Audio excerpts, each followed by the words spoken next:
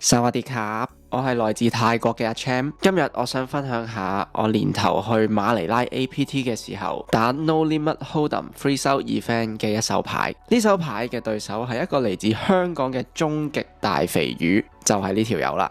你睇下佢個樣，好似幾晚冇瞓覺咁，一睇就知佢係嚟送噶啦。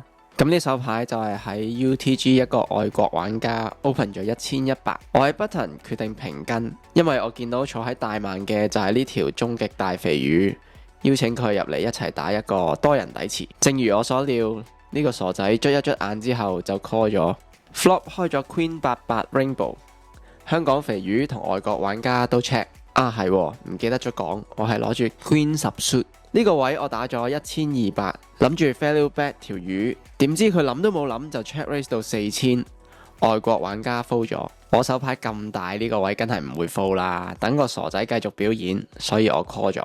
turn 嚟咗張梅花 A， 條友繼續 bet 咗7000，我覺得佢唔會有太多 A check raise 個 flop， 然後佢一定唔會放棄佢嘅 bluff 繼續打，例如好似90、9 jack、10 jack 呢啲牌，所以我繼續 call。River 再嚟咗張 A， 佢又諗都冇諗就直接 all in 後手嘅13300。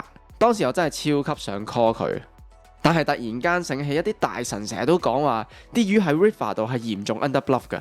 而家對住呢個未瞓醒嘅肥魚 ，River 諗都冇諗就直接 all in， 應該都真係冇 bluff。所以我最後都係忍痛 fold 咗。點知佢喺我 fold 完之後即刻 show 牌，佢係970，黐撚線。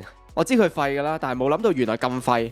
呢啲咁嘅垃圾牌都攞嚟 bluff 三槍。總之我由而家開始我就認住心口寫住 A Jack S 嘅呢條友，無論佢打幾大我都唔會 fold。豈有此理，我真係火到嚟。如果有人識得呢條友，記得 PM 我想打柒佢。今次就講住咁多，拜。